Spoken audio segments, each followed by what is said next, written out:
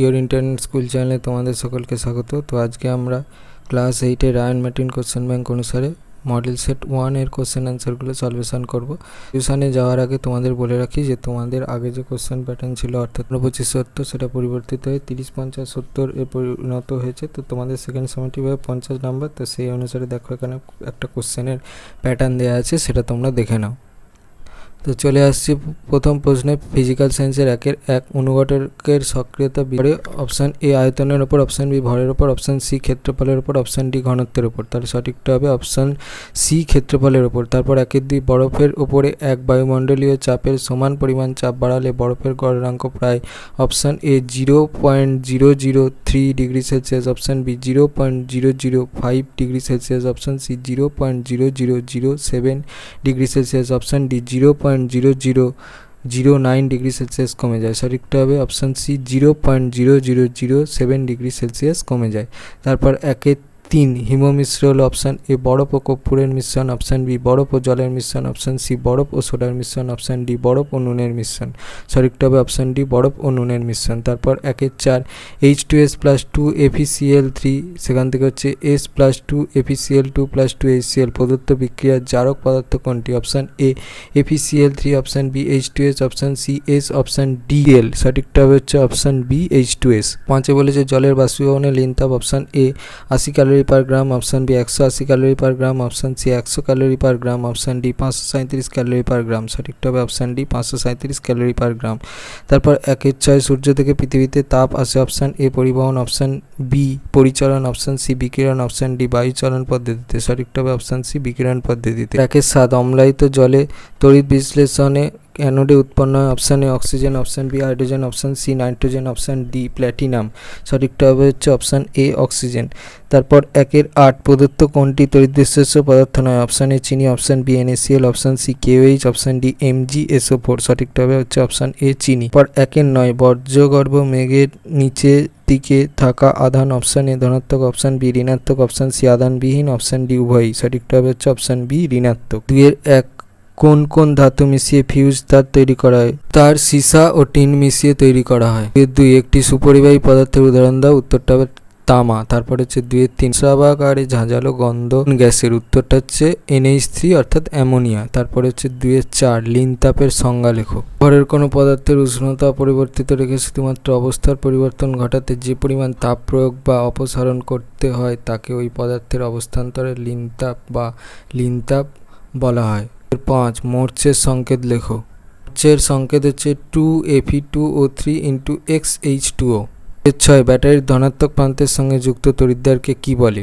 ধনাত্মক প্রান্তের সঙ্গে যুক্ত তড়িৎদ্বারকে অ্যানোড বলে। 2-7 টর্চ বা রেডিওতে ব্যবহৃত তড়িৎকোষকে কি বলে? রেডিওতে ব্যবহৃত তড়িৎকোষ তোমরা সবাই দেখেছো, একে ড্রাই সেল বলে। 2-8 গ্যালভানাইজড লোহা কাকে বলে? তৈরি দ্রব্যকে মরচে পড়ার হাত থেকে রক্ষা করার জন্য তড়িৎ বিশ্লেষণ পদ্ধতিতে ওই দ্রব্যের উপর লোহা অপেক্ষা কম সক্রিয় ধাতু জিঙ্কের প্রলেপ দেওয়া হয়। পদ্ধতিকে গ্যালভানাইজেশন বলে এবং এইভাবে প্রাপ্ত লোহাকে গ্যালভানাইজড লোহা বলে। 3-1 থার্মোফ্লাক্সের কার্যনীতি সংক্ষেপে লেখো। কাঁচ তাপের কুপরিবাহী এবং কাঁচপাত্র ও ধাতব বা প্লাস্টিক আবরণের মধ্যবর্তী স্থান অন্তরক পদার্থ দিয়ে পৃথক থাকার ফলে এবং পাত্রের মুখে থাকা কর্কের চিপিও অন্তরক পদার্থ হয়। পরিবহন পদ্ধতিতে বাইরের বায়ুর সঙ্গে ফ্লাক্সে রাখা তরলের তাপীয় আদান প্রদান ঘটতে পারে না।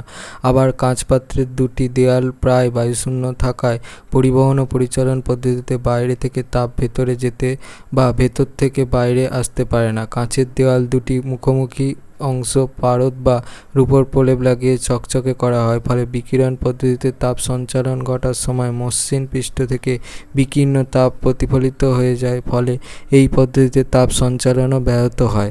সুতরাং সংশ্লিষ্ট ব্যবস্থাগুলির মাধ্যমে তাপ সঞ্চালনের 3টি প্রক্রিয়ায় কার্যকরী হওয়ার সুযোগ না থাকায় দীর্ঘ সময়ের জন্য ফ্লাক্সের অভ্যন্তর এবং বাইরের পরিবেশের মধ্যে তাপের গ্রহণ ও বর্জন ঘটে না, ফলে উষ্ণতাও অপরিবর্তিত থাকে। 3-2 400 গ্রাম অ্যালুমিনিয়ামের তাপমাত্রা 30 ডিগ্রি সেলসিয়াস থেকে 70 ডিগ্রি এ আনতে কত ক্যালোরি তাপ প্রয়োজন? অ্যালুমিনিয়ামের আপেক্ষিক তাপ হচ্ছে 0.21 calorie per gram into degree Celsius. অ্যালুমিনিয়ামের ভর হচ্ছে 400 গ্রাম, আপেক্ষিক তাপ এস হচ্ছে 0.21 ক্যালোরি পার গ্রাম ডিগ্রি সেলসিয়াস। তাহলে উষ্ণতা বৃদ্ধি হচ্ছে delta T equal to 70 degree Celsius minus 30 degree Celsius, তার মানে 40 ডিগ্রি সেলসিয়াস। তাহলে অ্যালুমিনিয়ামের দ্বারা গৃহীত তাপ হচ্ছে H equal to M S delta T. তাহলে এইচ ইকুয়াল টু, এবার মানগুলো বসাবো, 400 ইন্টু 0.21 ইন্টু 40 ক্যালোরি, তাহলে সেখান থেকে লিখতে পারি 400 ইন্টু 21/100 ইন্টু 40, তাহলে সেখান থেকে লিখতে পারো 40 ইন্টু 84 3360 ক্যালোরি। এটা হয়ে গেল আমার অ্যান্সার। 3 সন্ধ্যাবেলায় শিশির পড়ে না অথচ গভীর রাতে শিশির পড়ে কেন? সূর্যের তাপে ভূপৃষ্ঠ গরম হয় এবং সংলগ্ন বায়ুও গরম হয়। দিনের বেলা পৃথিবী তাপ ছাড়ে, কিন্তু সূর্যাস্তের পর সূর্য থেকে আর তাপ আসে না, অথচ ভূপৃষ্ঠ তাপ বর্জন করতে থাকে। ভূপৃষ্ঠ ঠান্ডা হতে কিছুটা সময় লাগে, সূর্য ডোবার সঙ্গে সঙ্গেই ঠান্ডা হয় না, ফলে ভূপৃষ্ঠের উষ্ণতা শিশিরাঙ্কের নিচে নামে না, তাই সন্ধ্যাবেলায় শিশির পড়ে না। গভীর রাতে বা ভোরের দিকে ভূপৃষ্ঠ তাপ বিকিরণ করে ঠান্ডা হয়, ফলে ভূপৃষ্ঠ সংলগ্ন বায়ু জলীয় বাষ্প দ্বারা সম্পৃক্ত হয়ে পড়ে, ফলে বায়ুর উষ্ণতা একসময় শিশিরাঙ্কের নিচে নেমে যায় ও শিশির পড়ে। 4 একটি রাসায়নিক বিক্রিয়ার সাহায্যে দেখাও যে জারণ বিজারণ একসঙ্গে ঘটে। রাসায়নিক বিক্রিয়ার জারণ ও বিজারণ সর্বদা একই সঙ্গে ঘটে। এটি একটি উদাহরণের সাহায্যে দেখানো হলো। কালো রং এর লেড সালফাইডের সঙ্গে হাইড্রোজেন পারঅক্সাইডের বিক্রিয়ায় সাদা রং এর লেড সালফেট ও জল উৎপন্ন হয়। এখানে PbS H2O2 দ্বারা জারিত হয়ে PbSO4 উৎপন্ন করে এবং H2O2 বিজারিত হয়ে জলে পরিণত হয়। রাসায়নিক সমীকরণটা দেখে নাও। এইভাবে সব রকম জারণ বিজারণ বিক্রিয়াগুলি লক্ষ্য করলে দেখা যায় যে জারণের সময় জারক পদার্থ নিজে বিজারিত হয় এবং বিজারণের সময় বিজারক পদার্থ নিজে জারিত হয়। সুতরাং জারণ এবং বিজারণ একই বিক্রিয়ার একই সঙ্গে ঘটে থাকে। বলেছে 4-2 অথবা জারণ ও বিজারণের মধ্যে 3টি পার্থক্য লেখো। 6 জারণ বিজারণ সংজ্ঞা। কোনো মৌল বা যৌগে অক্সিজেন বা অন্য কোনো তড়িৎ ঋণাত্মক মৌলের বা মূলকের সংযোগ বা যৌগ থেকে হাইড্রোজেন বা অন্য তড়িৎ ধনাত্মক মৌলের বা মূলকের অপসারণ ঘটলে জারণ হয়। বিজারণ অক্সিজেন বা অন্য কোনো মৌল বা যৌগ থেকে তড়িৎ ঋণাত্মক মৌল বা মূলকের অপসারণ বা কোনো যৌগে তড়িৎ ধনাত্মক মৌল বা মূলকের সংযোগে বিজারণ হয়। ইলেকট্রনীয় তত্ত্ব। পরমাণু আয়ন বা মূলক থেকে ইলেকট্রন বেরিয়ে যায়, পরমাণু আয়ন বা মূলকের সঙ্গে ইলেকট্রন যুক্ত হয়। পরে বলেছে 4-2 তাপমোচী পরিবর্তন ও তাপগ্রাহী পরিবর্তনের একটি পার্থক্য লেখো। CaO থেকে কিভাবে CaOH এর হোল2 তৈরি করা যায় এবং এই প্রক্রিয়ার সময় কি ঘটনা ঘটে। হয় তাপমোচী রাসায়নিক পরিবর্তন, তাপগ্রাহী রাসায়নিক পরিবর্তন। যে রাসায়নিক বিক্রিয়ায় তাপ মুক্ত হয় তাকে তাপমোচী রাসায়নিক পরিবর্তন বলে, আর যে রাসায়নিক বিক্রিয়ায় তাপ শোষিত হয় তাকে তাপগ্রাহী রাসায়নিক পরিবর্তন বলে। জল দিলে প্রচুর তাপ উৎপন্ন হয় কারণ এটি একটি তাপমোচী রাসায়নিক পরিবর্তন। এই উদ্ভূত তাপ আবার জলকে বাষ্পীভূত হতে সহায়তা করে, অর্থাৎ জল বাষ্পীভূত হয়ে জলীয় বাষ্প তথা স্টিমে পরিণত হয়, তাই কলিচনের সঙ্গে প্রচুর স্টিমও নির্গত হয়। CaO প্লাস H2O, সেখান থেকে লিখতে পারি হচ্ছে CaOH এর হোল2 প্লাস তাপ। CaO হচ্ছে পোড়াচুন, H2 হচ্ছে জল, CaOH হচ্ছে কলিচুন প্লাস তাপ। তড়িৎ বিশ্লেষণের 3টি গুরুত্বপূর্ণ ব্যবহার সংক্ষেপে বর্ণনা করো। তড়িৎ বিশ্লেষণের কয়েকটি গুরুত্বপূর্ণ ব্যবহার হলো: 1. ধাতু নিষ্কাশনে। তড়িৎ বিশ্লেষণের সাহায্যে ধাতব যৌগ থেকে ধাতুকে আলাদা করা হয়, যেমন সোডিয়াম, পটাশিয়াম, ক্যালসিয়াম ইত্যাদি ধাতুর ক্লোরাইড লবণ থেকে গলিত অবস্থায় তড়িৎ বিশ্লেষণের মাধ্যমে ধাতু পাওয়া যায়। ধাতু পরিশোধনে কিছু ক্ষেত্রে ধাতু থেকে অশুদ্ধি দূর করতে এই পদ্ধতি প্রয়োগ করা হয়। অশুদ্ধি দূর না করলে ধাতুগুলির তড়িৎ পরিবাহিতা কম হবে। অশুদ্ধ কপারকে এইভাবে শুদ্ধ করা হয়। তড়িৎ লেপনে বিভিন্ন ধাতুর তৈরি বস্তুকে পরিবেশের বিভিন্ন উপাদানের হাত থেকে রক্ষা করার জন্য ও ধাতুর স্থায়িত্ব বজায় রাখার জন্য এবং সৌন্দর্য বৃদ্ধি করার উদ্দেশ্যে এইসব ধাতুগুলির ওপর তড়িৎ বিশ্লেষণ পদ্ধতিতে তড়িৎ লেপন করা হয়। তারপরে হচ্ছে 4-3 অথবা তড়িৎ লেপন কাকে বলে? লোহার পাইপের ওপর জিঙ্কের প্রলেপ দিতে অ্যানোডে ও ক্যাথোডে কি কি ব্যবহার করবে? বিশ্লেষণ পদ্ধতিতে কোনো ধাতু বা অধাতু সংকরের তৈরি পদার্থের ওপর অপেক্ষাকৃত কম সক্রিয় অন্য কোনো ধাতুর প্রলেপ দেওয়াকে তড়িৎ লেপন বলে। ক্যাথোডে হচ্ছে লোহার পাইপ ব্যবহার করব আর অ্যানোডে হচ্ছে জিঙ্ক ব্যবহার করব। তারপর 4 শীতকালে উলের জামাকাপড় খোলার সময় গায়ের লোমগুলি সোজা হয়ে ওঠে এবং ক্ষীণ চিরচির শব্দ শোনা যায় কেন? উলের বা সিনথেটিক উপাদান দিয়ে তৈরি সোয়েটার বা জামাকাপড় খোলার সময় দেহের সঙ্গে উল বা পশম বা ওই সিনথেটিক উপাদানের ঘর্ষণে স্থির তড়িৎ আধান সৃষ্টি হয়। এক্ষেত্রে সোয়েটারে ধনাত্মক এবং দেহে ঋণাত্মক আধান উৎপন্ন হয়। এখন সমজাতীয় আধান দ্বারা আহিত শরীরে অপেক্ষাকৃত শিথিল অংশ অর্থাৎ লোমগুলি পারস্পরিক বিকর্ষণের ফলে পরস্পর থেকে দূরে সরে যেতে চায় এবং খাড়া হয়ে ওঠে। আহিত লোমগুলি থেকে অল্প সময়ের মধ্যে ঘর্ষণজাত এই তড়িতাধান বায়ুতে ক্ষরণ হয়। এই আধান ক্ষরণের ফলে তড়িৎ শক্তি তাপশক্তিতে রূপান্তরিত হয়, যা সংলগ্ন বাতাসকে দ্রুত প্রসারিত করে। এই ফলে ক্ষীণ শব্দ শোনা যায়। পরে হচ্ছে 4-4 অথবা ভূপৃষ্ঠে বজ্রপাত কিভাবে হয় তা কারণ সহ ব্যাখ্যা করো। এর সময় মেঘ ওপরে ওঠে এবং নিচে নামে, ফলে বায়ুর বিভিন্ন ধরনের আহিত কণার প্রভাবে মেঘের জলকণাগুলি তড়িৎগ্রস্ত হয়। সাধারণত মেঘের নিচের দিকটি ঋণাত্মক তড়িৎগ্রস্ত এবং ওপরের দিকটা ধনাত্মক তড়িৎগ্রস্ত হয়। ভূপৃষ্ঠ এবং আকাশের মধ্যে বিভব পার্থক্য থাকায় ভিন্ন আধানগুলি মেঘের মধ্যে দুটি আলাদা অঞ্চলে জমা হয়। এরপর নিচের দিকে ঋণাত্মক তড়িৎগ্রস্ত মেঘ মাটির কাছে এলে আবেশের জন্য মাটিতে ধনাত্মক তড়িৎ জমে। এইভাবে তড়িৎ জমতে জমতে একসময় মেঘ ও মাটির মধ্যে বিভব পার্থক্য এত বেশি হয়ে যায় যে মধ্যবর্তী অংশের বায়ু পরিবাহী হয়ে পড়ে, ফলে স্ফুলিঙ্গের আকারে ঋণাত্মক তড়িদাধান মেঘ থেকে মাটিতে চলে আসে। এর ফলে সৃষ্ট ক্ষণস্থায়ী কিন্তু উচ্চমানের তড়িৎ প্রবাহের ফলে বায়ু অতি গরম হয়ে আলো বিকিরণ করে। একেই আমরা বজ্রপাতের ঝলক বলি।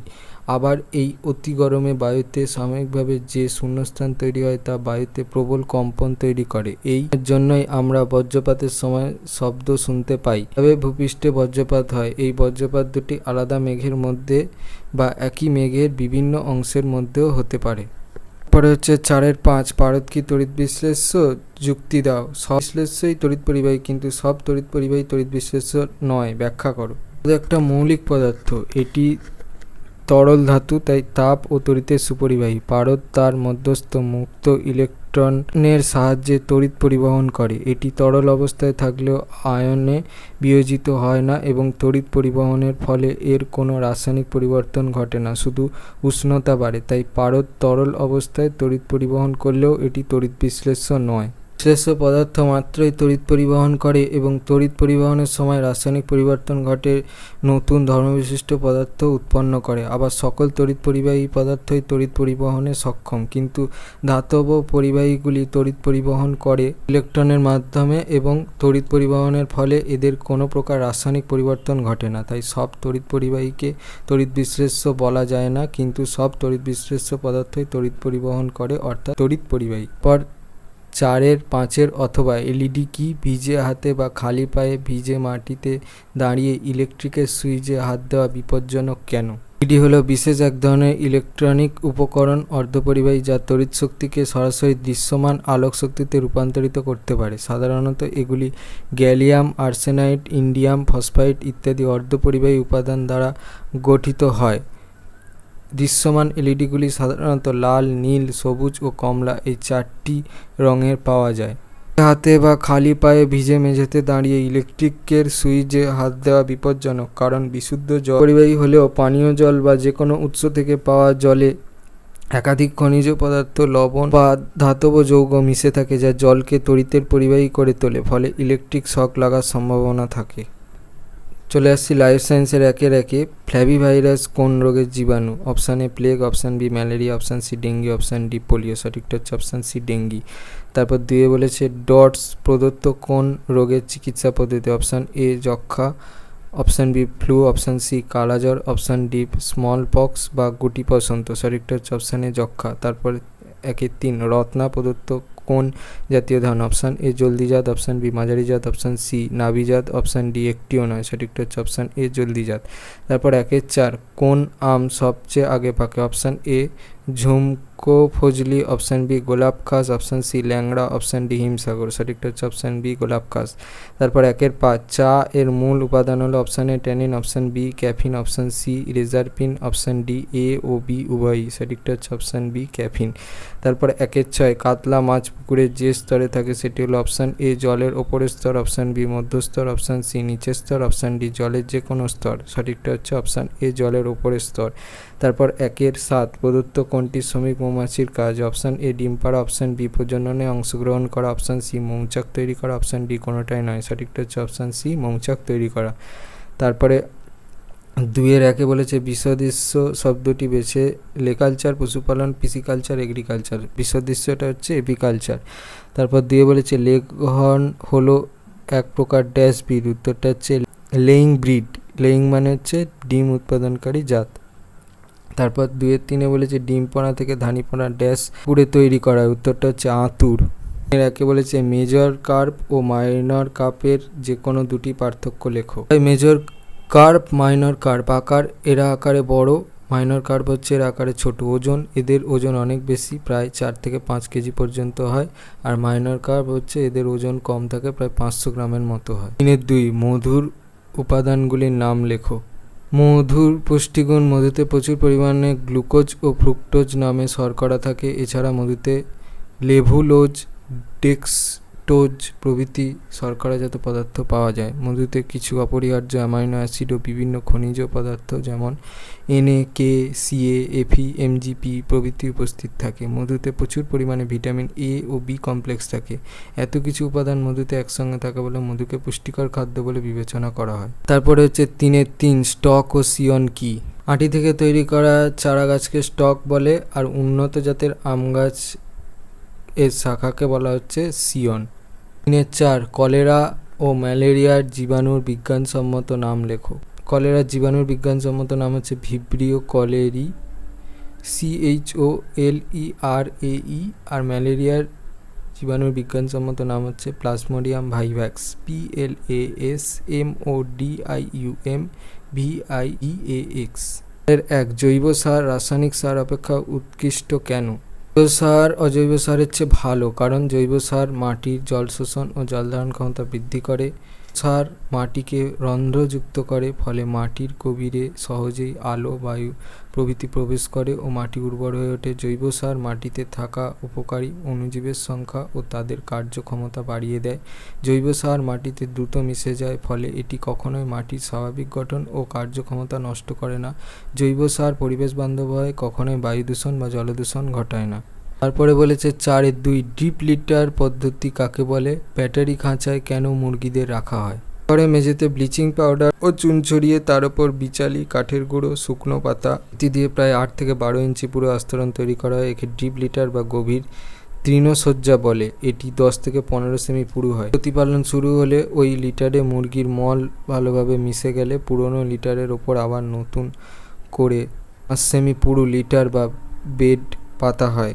ফলে 20 সেমি পুরু স্থায়ী লিটার পাওয়া যায়। ডিপ লিটার ঘরের দেওয়ালের বাইরে খাবার ও জলের পাত্র এমনভাবে রাখা হয় যাতে মুরগি ঘরের ভিতর থেকে শিকের ফাঁক দিয়ে মাথা গলিয়ে খাবার ও জল খেতে পারে। এই ঘরের দেওয়ালে আবার পাড়ার জন্য বাসা বানানো থাকে, মুরগিরা ওই বাসায় গিয়ে ডিম পাড়ে। খাঁচায় মুরগি প্রতিপালন পদ্ধতি। ক্যালিফোর্নিয়া খাঁচা অধিক প্রচলিত।